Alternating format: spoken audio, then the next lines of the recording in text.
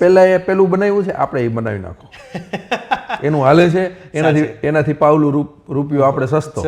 એટલે પાણીના બોટલ ભાવ કરતા સસ્તો ફૂટનો ભાવ ટાઇલ્સનો છે, બટેકા કરતા સસ્તું છે. અને ખાસ તો આ કોમ્પિટિશનના એજની અંદર જેટલું બને એટલું મિનિમાઇઝ તમારું ડેપ્ટ હોવું જોઈએ. તમારે ઓલરેડી ટેન્શન હોય કે ભાઈ મારે ઓલાને કાલે 25 લાખ રૂપિયા ચૂકવવાના છે, તો ઓલો આવ્યો છે 2 રૂપિયા સસ્તું માગે છે, લઈ જાને ભાઈ, કાંઈ વાંધો. કે ભાઈ સપ્લાયર તો સ્ટ્રોંગ જ હોવો જોઈએ. કેમ કે સંગ્રહેલો સાપે કામ તો આવતો જ હોય ને. એક કહી શકાય ને કે આ એક આખા લોહીના ગુણ છે. એક આપણા પટેલના દીકરાની અંદર એ ઓટોમેટિક કુટુંબ ભાવના હોય જ. આપણા લેવલની અંદર કે ભાઈ જે મેનેજમેન્ટ લેવલની અંદર છે કે જે અહીંયા જ ફેક્ટરીની અંદર ટાઈમ આપતા હોય, એના માટે આપણા ઘરે જે સ્ત્રીઓ છે એને જીજાબાઈ બનવું પડે એમ છે. નવી જનરેશન આવી છે, એના લીધે પાર્ટનરશિપ છૂટી થયેલી હોય એવા પણ ઘણા દાખલા છે.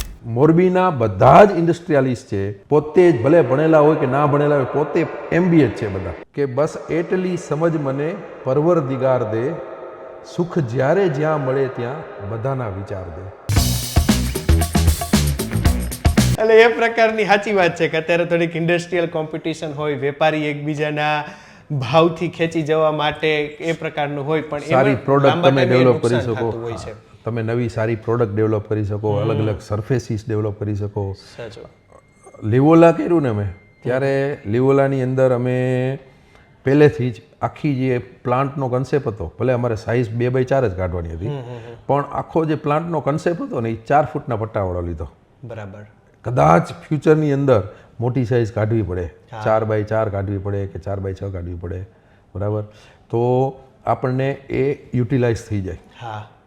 બરાબર, લોંગ વિઝનથી. તો આજની તારીખે અમે સર્વાઈવ થઈ ગયા. શું કામ? કેમ કે અમારી પાસે એ ઓપ્શન હતો સાઇઝ બદલવાનો.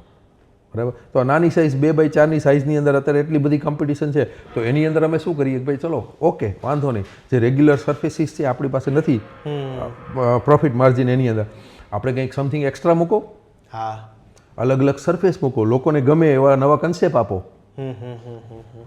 એટલે ભલે એ તમારી ક્વોન્ટિટીમાં સેલ નથી થતું, પણ તમે સર્વાઈવ થઈ જવાના છો. બરાબર છે. મેનેજમેન્ટ તરીકે તમારો રોલ એ જ રહેવાનો છે કે ભાઈ તમારી કંપની કઈ રીતના સર્વાઈવ થાય છે. સાચું છે. કેમ કે કંપની, તમે કંપનીએ બેઠા છો તો તમે બીજું કંઈ કરવાના નથી, આ જ તમારો છે કે ભાઈ નવા કન્સેપ્ટ, નવી ડિઝાઇનો, નવા વિચારો માર્કેટની અંદર, કે તમારો એન્ડ કસ્ટમર કેવી રીતના હેપી થાય. જો એ તમારો કસ્ટમર હેપી છે, લગાવવાવાળો કસ્ટમર, કે ભાઈ નહીં આ વસ્તુ તો આપણે બહુ સારા રેટથી અને બહુ સારી ક્વોલિટીની મળી છે, એટલે ઓટોમેટિક એ તમારો આજીવન કસ્ટમર બંધાઈ ગયો. સાચી વાત છે. એટલે ટૂંકમાં એક ગાણિતિક પેરામીટરો બેસાડવા જોઈએ, કારણ કે કોઈ પણ વસ્તુ પરચેસ થાય છે તો કેટલામાં પડે છે, એના ઉપર મજૂરી કોસ્ટ, ઇલેક્ટ્રોનિક ખર્ચ, ગેસનો જે ખર્ચ લાગતો હોય, આ બધી જ વસ્તુઓ એમાં ઇન્ક્લુડ થઈને ફાઇનલ નીકળતી પ્રોડક્ટ વાસ્તવમાં આપણે કેટલામાં વેચીએ કે જેથી નવેસરથી કોઈ નવી ડિઝાઇન બનાવવાની થાય, નવા એક્સપેરિમેન્ટ કરવા માટે પણ જે કોઈ પણ ઇન્વેસ્ટમેન્ટની જરૂર પડે તો એ આમાંથી જ નીકળી જાય. કેમ કે થાય છે એવું કે કંઈક નવું અખોતરો કરવાનો હોય તો વળી પાછા બધા 5 ભેગા થાય, હાલો કંઈક 5-5 વીઘા છે કોઈ પાસે તો મેળ કરી અને વળી કંઈક નવો એકાદો અખતરો થાય. એટલે આ પ્રકારનું થતું હોય છે, પણ એના કરતાં જે ચાલતું હોય એમાં જ એટલો પ્રોફિટ ગાળો અને માર્જિન રાખીએ કે નવા પ્રયોગોમાં એ જ પૈસો કામ આવે એવું આપણે કહી શકીએ. બરાબર ને? R&D સેક્શન સિરામિક ઇન્ડસ્ટ્રીઝની અંદર તો આમ લઈ લો કે બહુ ઓછા લોકો પાસે હોય છે, નવું કરવાનો ખર્ચો જ કોઈ કરતું નથી. પહેલા એ પેલું બનાવ્યું છે, આપણે એ બનાવી નાખો, એનું હાલે છે, એનાથી પાવલું રૂપિયો આપણે સસ્તો, પણ આપણે હાલી જશે. એટલે એ એક આખો માઇન્ડસેટ છે. આજે સમજી લો કે ભાઈ આપણે બધા ભાઈઓ જ છીએ, આખી સિરામિક ઇન્ડસ્ટ્રીઝની અંદર તમે ગણી લો તો 95% લોકો આપણા પટેલો છે. મારી ફેક્ટરીમાં કંઈક પ્રોબ્લેમ આવ્યો છે તો હું ગમે એને ફોન કરીશ તો આવીને ઊભો રહેશે, આ વાંધો નહીં.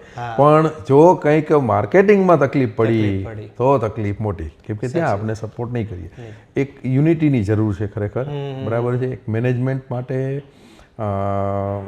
ઘણા બધા આપણાથી પણ સારું મેનેજ કરતા હોય છે, એવું નથી, સારામાં સારા લેવલનું મેનેજમેન્ટ ઘણા લોકો કરતા હોય છે, પણ જે અમુક પૈસા નથી કમાતા એને વિચારવું જોઈએ કે મેનેજમેન્ટ ક્યાંથી કેવી રીતના સારું કરવું, લૂફોલ્સ ક્યાં છે, બરાબર.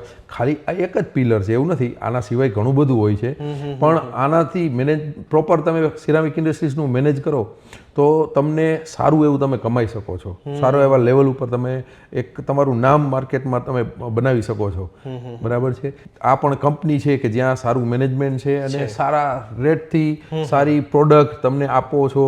અને કંપનીને હું પોતે રવિભાઈ તમને કહું, મારો કોઈ પણ સપ્લાયર હોય ને એ નબળો સપ્લાયર પણ નથી રાખતો.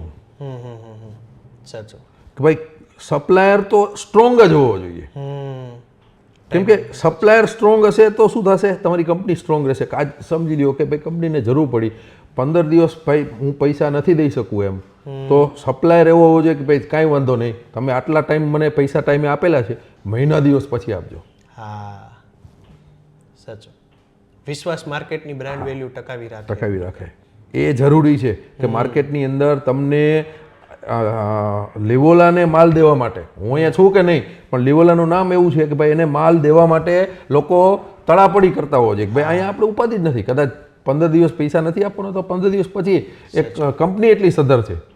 અને મેનેજમેન્ટની અંદર આ અત્યારે શું થાય છે બધાય કે ભાઈ માર્જિન નફો કમાણા છીએ તરત જ હાલો ભાઈ દઈ દો ભાગીદારોને. જો તમારી એક પાઇપલાઇન, અને ખાસ તો આ કોમ્પિટિશનના એજની અંદર જેટલું બને એટલું મિનિમાઇઝ તમારું ડેપ્ટ હોવું જોઈએ.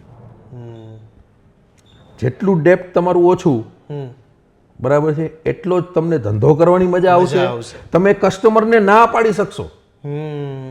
તમારે ઓલરેડી ટેન્શન હોય કે ભાઈ મારે ઓલાને કાલે 25 લાખ રૂપિયા ચૂકવવાના છે, તો ઓલો આવ્યો છે 2 રૂપિયા સસ્તું માગે છે, લઈ જાને ભાઈ કાંઈ વાંધો નહીં. અલ્ટિમેટલી કોને નડ્યું? ફેક્ટરીને નડ્યું ને. તમે સસ્તું દઈ દીધું છે, ઓકે વાંધો નહીં. શું કામ દેવું પડ્યું છે? કેમ કે તમે આખી પાઇપલાઇન ભરાવા જ નથી દીધી. જે તમારો માર્જિન છે, નફો છે, આ તે બધું જે તમારે જે ટાઈમે પ્રોફિટનું ડિસ્ટ્રીબ્યુશન કરવાનું થાય એનાથી અર્લી અને વધારે પડતું શોષણ કરી લીધું છે. આજે કંપનીની અંદર જ પૈસા પડ્યા હોય, તમારા સપ્લાયર આવ્યો છે એ જે ભાવ કે છે એનાથી 5% 10% સસ્તું માગીને રોકડા રૂપિયા લેવો તમારા તાકાત હોય તો, અથવા તો એવી ઇમેજ ઊભી કરો કે તમને એ સસ્તું આપે અને તમને ખબર હોવી જોઈએ કે ભાઈ ઓલાને સામે વિશ્વાસ હોવો જોઈએ કે ભાઈ આને પૈસા ટાઈમ પર મને મળી જવાના છે.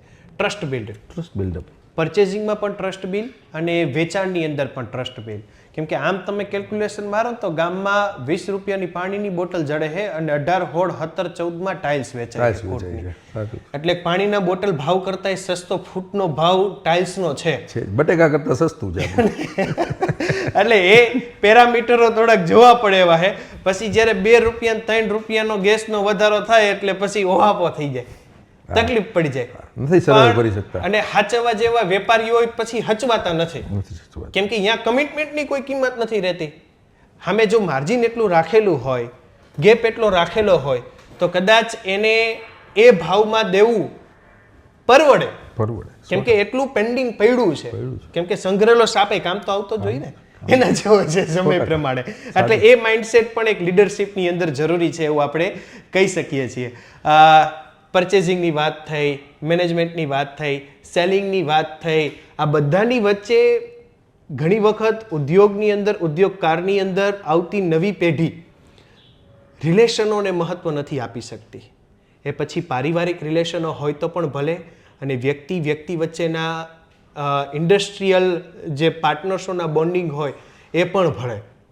કેમ કે સવારથી ઘરે નીકળી ગયેલો વ્યક્તિ સાંજ સુધી જ્યારે ઘરે જતો હોય ત્યારે એવાય અમુક જોયા છે કે સવારે નીકળે ત્યારે છોકરો સૂતો હોય, ફેમિલીને મળ્યા ન મળ્યા, વાતચીત થઈ ન થઈ, ચાંદ ભાખરી ખાઈને સીધો અહીંયા પોગી ગયો, અને હાંજે જ્યારે પાછો અહીંયા ઘર પોગે તે છોકરો સૂઈ ગયા હોય, ઘરના સૂઈ ગયા હોય, મમ્મી પપ્પા ઘરે સૂઈ ગયા હોય, નહીં કોઈ વાતચીત નહીં કોઈ. એટલે ઉદ્યોગની સાથોસાથ એક પારિવારિક જે બેલેન્સ છે ને એમાં બહુ મોટો ગેપ અને અભાવ પડે છે. પછી જે સામાજિક પ્રશ્નો ઊભા થતા હોય છે, ટૂંકમાં છૂટું થાવ, આપણું જ ખાલી વિચારવું, અને પછી ઓના જેવું કે એક બાજુ કમાણી કરી હોય ને સીધા પછી આ બાજુ એક ખોખું દેવું પડે, 50 લાખમાં છૂટું થાય. આ બધે વાતચીત, આ ફેક્ટ વાત છે, સામાજિકની નજરે ચડતી વાત છે. તો આ બંને વસ્તુને કેવી રીતે, એક બાજુ વ્યાપારિક આપણો માળખું અને એક બાજુ પારિવારિક માળખું, આનું બેલેન્સિંગ કેવી રીતે? કેમ કે લીડર તરીકે મેનેજ કરવું જ પડશે. 100% કરવું પડશે, નહીંતર બધું પતી જશે. હા, પણ જો આ વસ્તુ કેવી છે કે સિરામિક ઇન્ડસ્ટ્રીઝની અંદર આપણે, તમને ખબર છે 24 hours 365 days એવી આપણી કન્સેપ્ટ છે. હા, રવિવારે પણ આપણે બાળકોને ટાઈમ નથી આપતા. હા, પણ જનરલી એક કહી શકાય ને કે આ એક આખા લોહીના ગુણ છે. એક આપણા પટેલના દીકરાની અંદર એ ઓટોમેટિક કુટુંબ ભાવના હોય જ. હવે ભલે આપણા ન્યુક્લિયર ફેમિલીઝ થઈ ગયા, પણ મારું પર્સનલ માનવું એવું છે કે તમે જે તમારા રેગ્યુલર ફેમિલી ફંક્શન્સ હોય, બરાબર છે, એની અંદર તમે તમારા છોકરાઓને રાખતા હોય, ભાઈઓની સાથે, બરાબર છે, એક આખું કુટુંબ ભાવના ત્યાં તમે ધીરે ધીરે ડેવલપ કરાવતા હોય. અને બીજું કે આ આપણા લેવલની અંદર કે ભાઈ જે મેનેજમેન્ટ લેવલની અંદર છે કે જે અહીંયા જ ફેક્ટરીની અંદર ટાઈમ આપતા હોય, એના માટે આપણા ઘરે જે સ્ત્રીઓ છે એને જીજાબાઈ બનવું પડે એમ છે. શિવાજીને તૈયાર કરવો પડે અને ભણાવવા પડે કે ભાઈ મેનેજમેન્ટ. અત્યારે ઘણા બધા ફેમિલી બિઝનેસ મેનેજમેન્ટના કોર્સિસ પણ ચાલે છે, બરાબર છે. તે MBA કરાવો, છોકરાઓને શું છે કે ભાઈ ભણ્યા નથી, સીધા અહીંયા લઈ લીધા છે. એ એક ખરેખર બહુ તકલીફવાળી વસ્તુ છે. એક કોલેજ પૂરી કરશે એટલે શું થશે કે ત્યાં પણ એના સાથેના બધાય છે એ લોકો એને સમજશે, એના મિત્રોને સમજશે કે એને મિત્રોની પોઝિશન બધાની સરખી હોવાની જરૂર નથી, એ સમજશે અને કંઈક સમાજમાંથી નવું શીખશે. જ્યારે એ આપણી સાથે આવે છે, બરાબર છે, ત્યારે ભલે એક કોરી પાટી છે, પણ એને લખવાની જવાબદારી એના ઉપર કોની છે? આપણી પોતાની છે. તો તમે એના ઉપર શું લખો છો, તમે એને શું સમજાવો છો, એ એક એવી એજના હોય છે કે 21-22 કે વર્ષના ત્યારે થાય છે, બરાબર છે. તો એને તમે એક સ્ટાર્ટિંગ લેવલથી કે ભાઈ તમે સીધા ખુરશી ઉપર બેસાડવાનું જે કરો છો એ સૌથી મોટું દૂષણ છે, તકલીફ છે. મારો છોકરો છે ભાઈ, બરાબર છે, હું તો મેઇન લીડર છું, મેઇન માણસ છું ફેક્ટરીનો, મારો છોકરો આવી અને સીધો શું કહેવાય કે થોડો કાંઈ અંદર પ્લાન્ટમાં જોવે, કાંઈ ધ્યાન રાખે, આ કાંઈ, તો સીધો ખુરશી ઉપર જ બેસે ને એમ, એ ખોટી માનસિકતા છે. એ પતાવી દેવાનો તમારો ધંધો. તમારે એને શું કરવું પડશે કે ભાઈ તું શીખ પહેલાં, ક્યાં કેવી રીતના કઈ વ્યક્તિ સાથે એને માણસને હેન્ડલ કરવાનો છે, ટેકનિકલ નોલેજ લે, ટાઇલ્સ શું છે એ સમજ, બરાબર છે. પછી તમે એને ધીરે ધીરે આગળ કરો છો, 2-4 વર્ષ 5 વર્ષનો એનો અનુભવ પછી એની જે સ્કિલ છે એ સ્કિલ ઉપર તમે એને આગળ વધારો. અને આ જે કન્સેપ્ટ છે એના લીધે તકલીફ બહુ પડેલી છે. તમને કહું, નવી જનરેશન આવી છે એના લીધે પાર્ટનરશિપ છૂટી થયેલી હોય એવા પણ ઘણા દાખલા છે, બરાબર છે. બાપા જેટલું જતું કરી શકતા દીકરો નથી કરતો. અને જો આજ મારો દીકરો હોય તો મને તો મારો દીકરો હોનાનો જ લાગે કે ભાઈ એના જેવું તો ઘટે જ નહીં, મારો છોકરો છે એમ કહે. પણ એનામાં શું ઘટતું હોય કે ના ઘટતું હોય, પણ એની એબિલિટી પ્રમાણે એને કામ આપીને આગળ વધારવાની ફરજ તો એક બાપ તરીકે મારી છે ને. કેમ કે હું અહીંયા બેઠો છું ત્યારે હું કંપનીનો બાપ છું. સાચું. જેટલા પણ પર્ટિક્યુલર એક છોકરાનો નથી. કેમ કે હું અહીંયા ત્યારે જ બેસી શકીશ જો લીવોલા ચાલતું હશે, લીવોલા કમાતું હશે તો હું અહીંયા બેસી શકીશ, બરાબર છે. મારો છોકરો આવ્યો કે મારા કોઈ સગાના વાલા આવ્યા છે, એનામાં એબિલિટી જ નથી ને હું એને કામ એવા આપું છું, તો છેલ્લે થશે શું? કંપની પતી જવાની છે. કંપની પતી જશે તો મારે શું કરવાનું થશે? ખુરશી ઉપરથી ઊભું થઈને ઘરે કાં ખેતી કરવા જવી પડે ને કાં ક્યાંક બીજી જગ્યાએ જોબ કરવા પડવાની. એટલે અલ્ટિમેટલી આ ફેક્ટર્સ વિચારવા જેવો છે. તમે આ બહુ સરસ પોઈન્ટ મૂકેલો છે કે ભાઈ નવી જનરેશન આવે છે એના માટે શું એમ. નવી જનરેશન અત્યારે તમે જુઓ, તાજા કોલેજ કરીને એમ કે હું ટ્રેડિંગનું ચાલુ કર્યું, મેં એક્સપોર્ટનું ચાલુ કર્યું. અનુભવ નથી, ભલે સારું પૈસા કમાવા જોઈએ, પણ એક મેચ્યોરિટી છોકરાઓમાં જ્યાં સુધી ના આવે ત્યાં સુધી એ બિઝનેસ સંભાળી ના શકે. હું એવું માનું છું પર્સનલી. કદાચ ઘણા છોકરાઓ પોતે ઇનબિલ્ટ ટેલેન્ટેડ હોય છે કે જે કરી શકતા હોય છે, પણ એને એક બેકગ્રાઉન્ડ આપો, એને સપોર્ટ આપો. બેટા આ કરીએ તો આવું થાય, તમારી સાથે રાખો. મોરબીના બધા જ ઇન્ડસ્ટ્રીયાલિસ્ટ છે, બરાબર છે, એ પોતે સક્ષમ છે, પોતે જ ભલે ભણેલા હોય કે ના ભણેલા હોય, પોતે MBA છે બધા, બરાબર છે. કંઈ જ નહીં, તમારા જે નવી જનરેશન વાળા છે એને તમારી સાથે 6 મહિના રાખો, એને કહેવાનું હું તને કાંઈ શીખવાડીશ નહીં, હું જે રીતના કામ કરું છું બરાબર છે એ તું પહેલાં જો, પછી હું તને કહીશ તારે ક્યાં કામ કરવું છે. એટલે મેનેજમેન્ટ ગુરુ થઈ ગયું. હા, એટલે એ એક આખો ઔદ્યોગિક પાસાની અંદર જ્યારે નવી જનરેશન વારસાઈમાં સોંપાતી હોય ત્યાં પહેલાંની એક પ્રોસિજર થાય. મારે ખાસ એ પણ આપને પૂછવું છે કે એક બાજુ વ્યવસાયિક ટાઈમ 24 કલાકમાંથી આટલી કલાક ધંધાને આપી, સામે કેટલી કલાક પરિવારને આપવી જોઈએ, પોતાનું સ્વાસ્થ્ય તો છે જ ને, આખી જિંદગી ધારો કે પૈસા કમાવામાં ખર્ચી નાખે, આ બાજુ છોકરાઓમાં ઘરના ને એની પાછળ વાપરી નાખે, તો છેલ્લે આત્મમંથન શું? આત્મમંથન એ કે તમારે તમારું કામ અને ફેમિલી બેને બેલેન્સ કરવું પડે. બેલેન્સ કરવું. ટાઈમ તમે 1 કલાક આપો ફેમિલીને, પણ એક ક્વોલિટી ટાઈમ આપો. તમારે છોકરાઓ સાથે ફરવા જવાનું થયું છે તો એક ક્વોલિટી ટાઈમ તમારો જે છે એને યુટિલાઇઝ આપ્યો છે તો એનો પ્રોબ્લેમ નથી આવવાનો.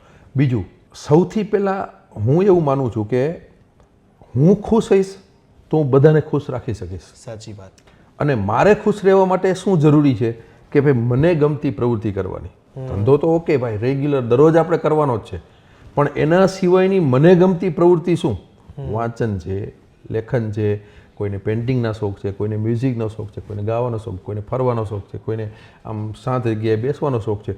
એ શોખ પૂરા થશે તો હું પોતે ખુશ રહેવાનો, અને હું ખુશ રહીશ એટલે હું બધાને ખુશ રાખી શકીશ. સાચી વાત. અને નવું કંઈક મગજમાં નવી ક્રિએટિવિટી મગજમાં આવશે, નવું કંઈક વિચારો આવશે કે જે હું ઇમ્પ્લિમેન્ટ્સ કરીને હું મારી ફેમિલીને ખુશ રાખી શકીશ, લાઈફને બેલેન્સ કરી શકીશ. બરાબર. મારી પોતાના માટે મેં એવા ઘણા ઇન્ડસ્ટ્રીયાલિસ્ટ જોયા છે કે સવારમાં 5:30 6 વાગ્યામાં ઉઠીને સારામાં સારી કસરતો કરતા હોય પોતાની બોડી મેન્ટેન કરવા માટે. સાચું. બરાબર છે. મારા મિત્ર સર્કલોમાં છે, હું ઘણી વાર ઉઠીને જાઉં છું, ક્યારેક રજા રાખી દઉં એ આપણે, પણ એ એક સિરિયસનેસની જરૂર છે કે ભાઈ આપણે પોતે જો હેલ્ધી નહીં રહીએ, આપણે પોતે માઇન્ડ આપણી જે છે એ ડિપ્રેશનમાં હશે તો આપણે નહીં કરી શકીએ. સાચું છે. એટલે બોડી, તમારું માઇન્ડ અને તમારી એનર્જી જે બોડીની છે એ ત્રણનું બેલેન્સિંગ હશે તો ઓટોમેટિક તમારું બધું બેલેન્સ થશે. અને એ બેલેન્સ થશે જ તો જ જ્યારે એક અવસ્થા પછી આ જગ્યા, આ પૃથ્વી છોડીને જ્યારે જવાનું થશે ત્યારે કંઈક સંતોષ થશે, કંઈક સારું કરીને ગયા. નહીં તો છેલ્લે ઉપાધિ લઈને જતા હોય કે યાર આખી જિંદગી મૈથા, નો 2 પાંદડે થયા, નો પરિવાર હચવાણો, ક્યાંક કંઈક વિખેરાઈ ગયું, બધું ઓલું થઈ ગયું. ભલે એને જોવાનો દ્રષ્ટિકોણ બધા વ્યક્તિઓનો અલગ હોય છે. એવું નથી કે પૈસા કમાવાનું પેરામીટર શું, કરોડ રૂપિયા તમારી પાસે હોય એટલે તમે સારું કમાણા કહેવાય, એવું પણ નથી હોતું. લાખ રૂપિયામાં પણ માણસ સુખી હોય છે. 5,000 કમાડનાર પગારદાર પણ મહિને ખુશ રહી શકતો હોય છે. પરિવાર સાથે ટાઈમ સ્પેન્ડ કરવો પણ ખૂબ જરૂરી છે, કેમ કે એ જ સ્મરણો છે કે જીવનના અંતિમ સમયોમાં આપણને યાદ આવતા હોય છે. કદાચ આપણા પપ્પા પાસે ત્યારે બાઇક ગાડી નહોતી, પણ સાયકલના કેરિયરમાં પાછળ બેસીને કે આગળના દંડલાની અંદર સીટ એક એક્સ્ટ્રા મૂકીને પણ આપણને જ્યારે મૂકવા આવતા કે હાઈરે જતા, તો એનો એક અલગ અનુભવ હતો.